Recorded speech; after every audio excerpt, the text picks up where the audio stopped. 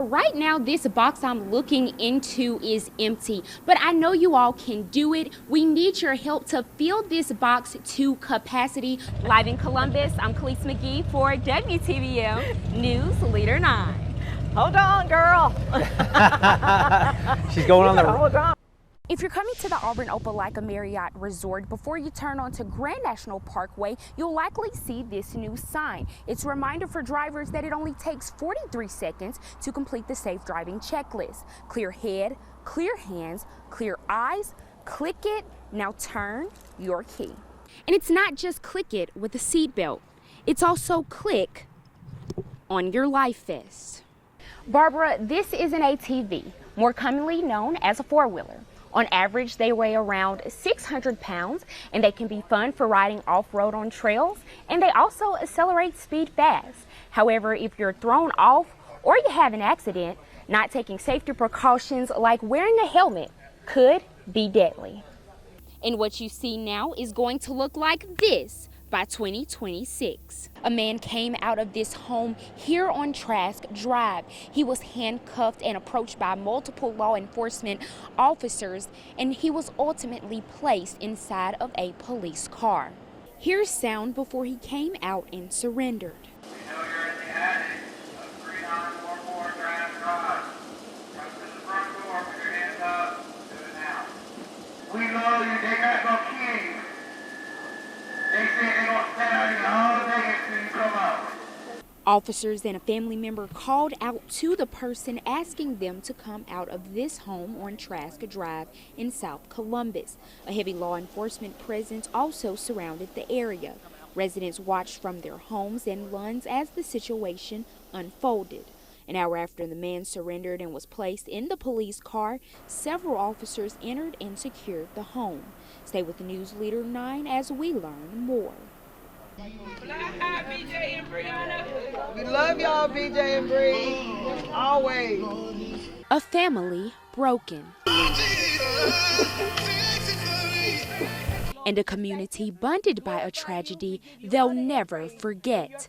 Flames engulfed this home here on Ira Parks Way Sunday morning with a mother and a twin brother and sister inside. The mother is recovering at an Atlanta hospital, but her children were not so fortunate.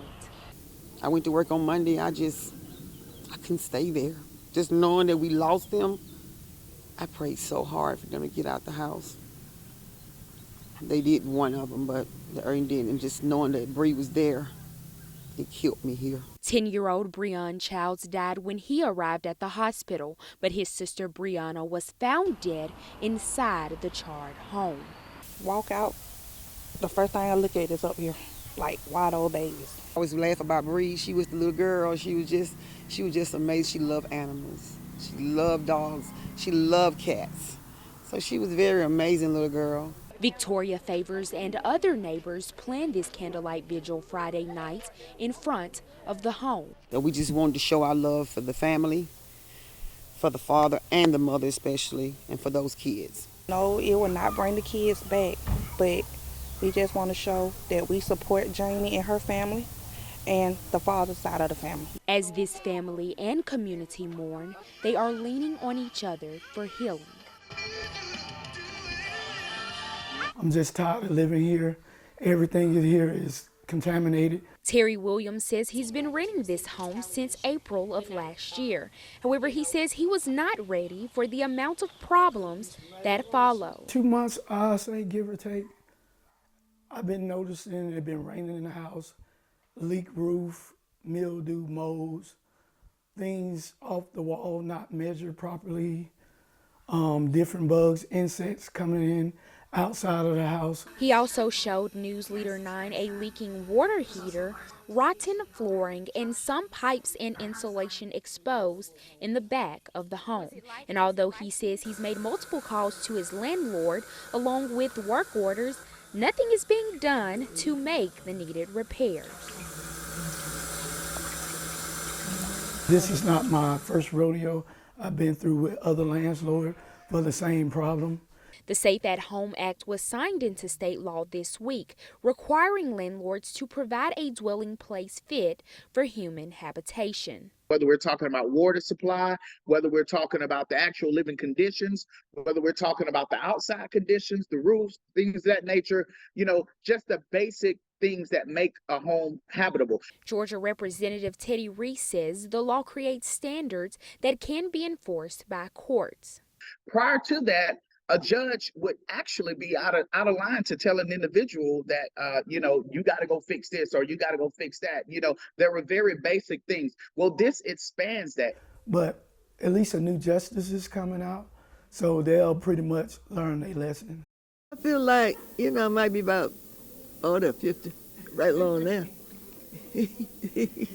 Susie Dotson is a century old, an age many don't get the chance to see. I don't have no pains. I just feel wonderful. I feel that God has blessed me with many, many blessings. Dotson was born on July 4th, 1924 in Casita, Georgia. She moved to Columbus in 1975, and she's now the sole survivor of her 20 siblings. I wonder a lot of times, why me? Why me? Why me? I wonder that, so I guess it might have come from being good to everybody.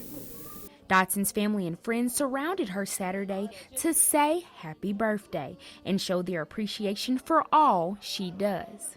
Had a big impact over my family, being there for us tremendously. Her biological grandson, she's raised since he was 3 months old, helped organize the celebration. She's very colorful. She's very funny. She has no filter saying what she wants to say, but she has a great heart. She'll give you the shirt off of her back. So she's been a great mom to me. I've lost my sight a few months ago. But although she lost her sight, she did not lose her sense of humor and love for those around. I love people, and I love to be around them. I love to laugh with them. I can't see nobody, but you can say things that make me feel good, that make me tickle, laugh, make me laugh. I laugh a lot. And she has a word of wisdom on one way to have a long life. I think we all should, get together and love each other. I think we should not hate each other. The family of 97-year-old Colonel Ralph Puckett Jr. entered the parade field at the National Infantry Museum. Flags half-staffed to commemorate the life of the Ranger icon and Army hero. He was one out of 3,517 Medal of Honor recipients, President Biden giving him the honor in 2021 for his service and selflessness in the Korean War. The Medal of Honor is our nation's highest award for valor in combat. Colonel Puckett died April 8th. During the solemn ceremony, those who knew him best shared memories of him as a soldier, mentor, friend, and family man. His wife of over 70 years, Jeannie Puckett, using words like integrity, compassion for people, humble, and mannerable to describe him. His proudest accomplishment in life was his family. He said that over and almost every speech he made. Among the crowd of over 1,000 were state officials like Georgia Governor Brian Kemp. Service above others and above self, and I think that just really speaks to what Colonel Puckett did. At the end, former and present Rangers stood and repeated the Rangers' creed. Colonel Jim Kersey says he lived above and beyond the expectation of a Ranger. He shares his own experience when he was a brand new officer with the Ranger Regiment. I didn't seek him out, but he found me, and he challenged me unprompted, spent probably 2 hours with me, coaching me up, and then later on I would go on missions with him in Afghanistan and see him in the full spectrum of what he does for the Ranger Regiment, and he never changed. I'm Kelis McGhee reporting for News Leader 9. The spider web on Buena Vista Road may look easy to pass through until these lights begin to flash.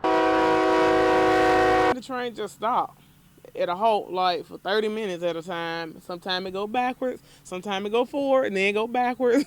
Columbus native Kay Nixon says the train has always been a problem for drivers, causing delays or leading them to spend more time taking an alternative route. When asked the longest time she's been stopped, A good 45 minutes to an hour. Columbus voters passed a Transportation Special Purpose Local Option Sales Tax, or T-SPLOST, in 2012 to help bring a solution to the issue. Since then, phase 1 of the over $40 million Spiderweb project is completed. We completed phase 1 in August of 23, which included the roundabout at Annette, Martin Luther King, and the new signal in Annette, and most of the majority of the utility relocation. Did a lot of clearance work. They removed an old school, a warehouse, a parts store, a Circle K disappeared. But outside of doing the preparatory work, there's been no action. The second phase of a bridge being built over the railroad crossing is yet to be finished. We had to go back and revise the construction plans and remove some redundant items that had already been completed. We got that done. Of course, we wanted GDOT to vet those plans, and we got all of that, and it is currently, phase 2 is currently out for bid. Overall, residents say they are ready to see Completed project. It should be a bridge there by now. I want to see the construction get completed. Take a look at these people standing with a blank white sheet of paper. They pledge to help bring justice to human trafficking and help survivors write a new story. There's a blank page for you and for me. Pamela Viale is one who stood up at the Alabama to the Rescue human trafficking awareness event at the dwelling at Auburn Heights. Translating for her is Melissa Roman. I did stand up. Of course I stand up, because it's not only about the donation. It's about the need that you need to stand up for others and help others. Human trafficking activist in the United States and Mexico, Rosie Orozco, was the speaker. She shared her experiences with survivors and information about the types of trafficking, ways it happens, and reasons it may be hard to escape. When I arrived, I saw one of the girls that we had in our shelter who lives in Atlanta because she was a victim of human trafficking, being raped up to 60 times a day. And she now is free. She then called everyone to action. You can prevent, you can go to the shelters and help, you can open a 501c3 and help more survivors.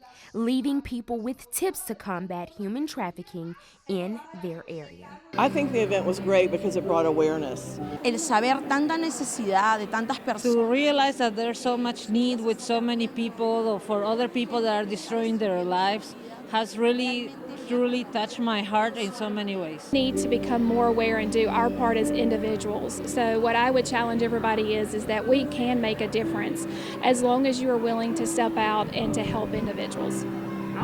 Kelis McGhee reporting for WTVM News Leader 9. Faces painted or mask on. Comme l'on dit en français, laissez les bon temps rouler. Rolling onto the plains, people packing and lining the streets on each side for the 2024 Crew de Tigres parade on Saturday. This year's theme, Paradise on the Plains. Probably a lot of lays, so a lot of luau stuff, so we'll see. But all groups still showing their own individuality. Celtic Traditions School of Irish Dance in Opelika was one participant among others. It's wonderful to have events like this. It really brings the community together. From a dance teacher point of view, it gives us a really fun event to look forward to. It's just great community engagement. Some threw beads, stuffed toys, or moon pies, while others showed off their groovy moves down Thatch Avenue.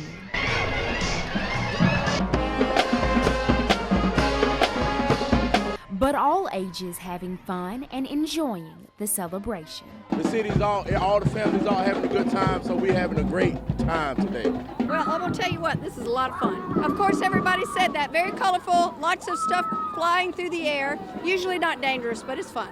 I had to find my way here, but once I got here, it was fantastic. Here's what some say they enjoyed most about the day's festivities.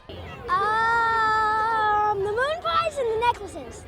The shark. The shark won. The shark. We got a cute duck.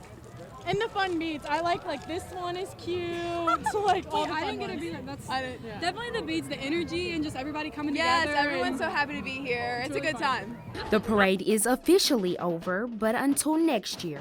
Reporting in Auburn, I'm Kelis McGhee for WTVM News Leader 9.